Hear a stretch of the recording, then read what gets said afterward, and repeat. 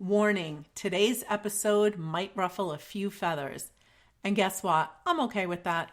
In fact, after 30 years of working professionally as a psychic medium and healer, I have seen the best and the worst of this industry. And I've seen a lot of scams.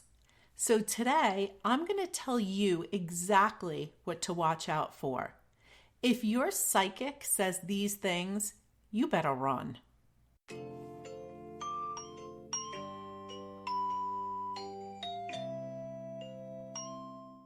Hello, beautiful souls, and welcome back to Psychically Speaking with Lisa Ann, the place where intuition meets real-life truth with just the right dash of sass. I'm your host, Lisa Ann, psychic medium, intuitive healer, intuitive coach, and your guide for clarity, healing, and soul-aligned living. After 30 years in this profession, I've truly seen the beautiful side of this work, the healing, the comfort, the validation, and the peace. But I've also seen the scams. So let's just lovingly clear some things up by talking about some red flags. Red flag number one, which I have to tell you is my biggest pet peeve in life. That is when a psychic says to somebody, I was born with a special gift. And then they'll say something like, I am third generation on my mother's side or my father's side or my grandfather's. If your psychic says that, you need to run. And here's the truth. Everyone is intuitive. I cannot say this enough. Yes, everybody has it at different levels, but everybody is intuitive. Psychic ability is not a royal bloodline. It's not a crown passed down through generations. It's actually a human ability, just like a musical talent. Some people develop it, some people will ignore it, some will work at training it and fine-tuning it, and some don't. Being third generation, fourth generation, does not automatically make someone ethical, skilled, or accurate. Integrity, humility, and responsibility is not inherited. What matters is development, discipline, and how someone handles the power of their words. Red flag number two. Someone put a curse on you, but I can remove it for $500, $800, $5,000. Oh my goodness. When I tell you this is the oldest trick in the book. Now, let me be very clear about this. No one has that much power over you.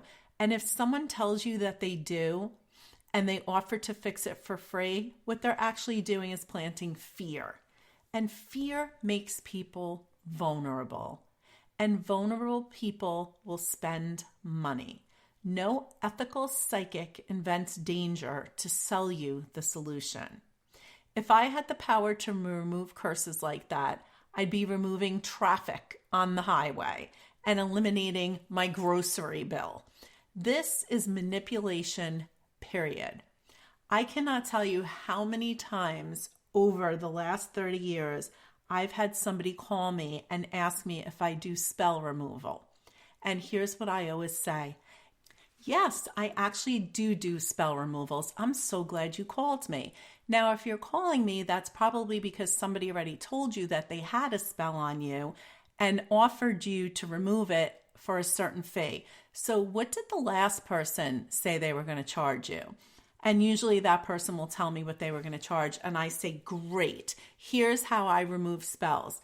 I want you to take that amount of money that you were seriously considering paying that person, and I want you to take yourself and a loved one away for a weekend.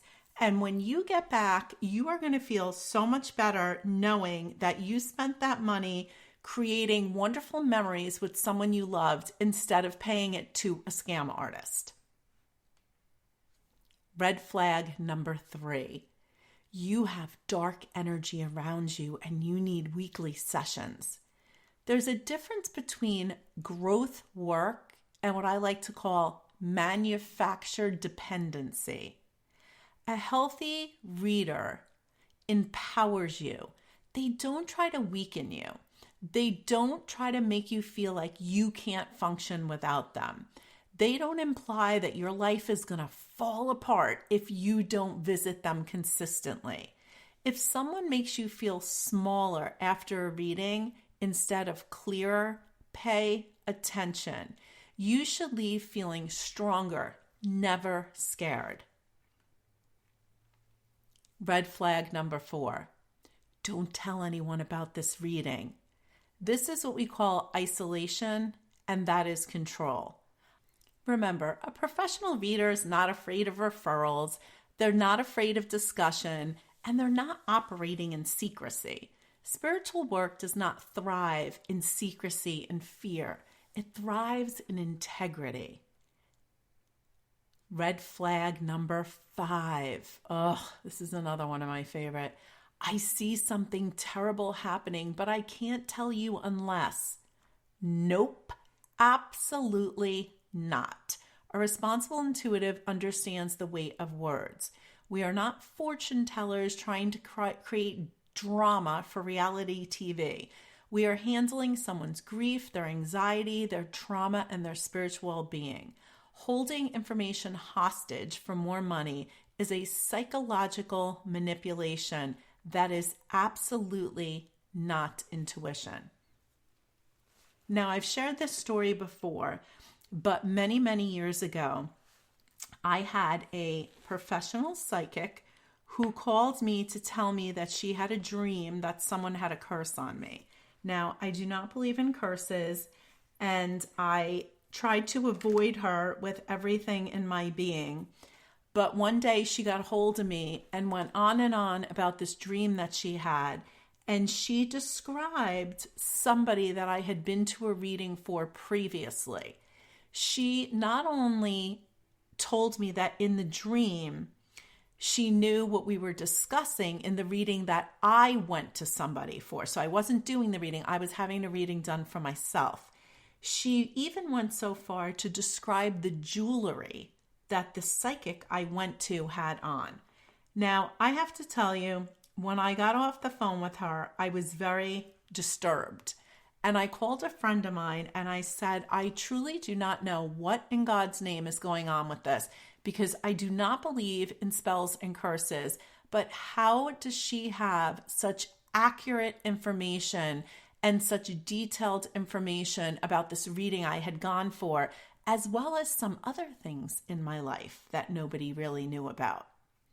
It wouldn't be until months later that a friend of mine who was clearly feeling a little guilty came to me very upset and confessed that this psychic woman that said I had the curse on me had reached out to her, my friend, and asked my friend to introduce her to a healer that I worked very closely with. She also informed me that this psychic that said I had the curse on me was actually very good friends with the psychic that I went to for the reading. I could not believe it. That is how she knew everything about my reading. That is how she could describe the jewelry the psychic wore, because she was good friends with her. And that is how she ended up knowing some of the very personal stuff that very, very few people knew, because I had confided in this healer that I was working with. When I tell you, my mind was blown by the information. In one sense, I felt so good knowing that I had stuck to my guns and not given in on my belief system, even though she had just really messed with my head, because I could not figure out for the life of me how she had gotten this information. So I share this with you because I know firsthand how easy it could be for people to get in your head in a negative way and place that fear there. And I think that is such an important test. When you're working with someone, you should never leave feeling in a place of fear and worry, like they have some secret knowledge that you don't. Now listen, I always use this as an example, but if you need brain surgery, you're not hopping on YouTube and Instagram to find someone that's dressed in a surgeon uniform and be like, hey, would you mind doing brain surgery? Of course not. You're going to research. You're going to ask for referrals. You're going to read reviews. You're going to find someone who's reputable. And your spiritual well-being deserves the same respect as your physical, mental, and emotional health. When you sit down for a reading, you're opening your energy. You're opening your fears, your grief, and this is such a sacred space. So do your homework. Ask for recommendations. Check testimonials. Pay attention to how you feel after the session, not during the hype, but after. You should feel clearer, empowered, calmer, never dependent, never afraid. A real psychic does not create fear. A real psychic creates clarity. And if someone is selling you fear, you better run.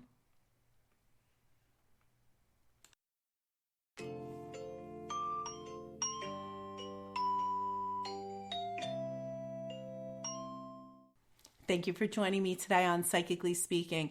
If this episode resonated with you, I truly appreciate you subscribing to the podcast, leaving a review, and sharing it with someone who could use a little inspiration.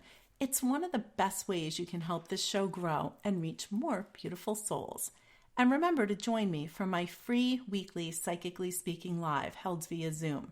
For more information about my work, upcoming events, or working with me directly, visit spiritquestnc.com. Until next time, stay grounded, stay aware, and trust your own intuition.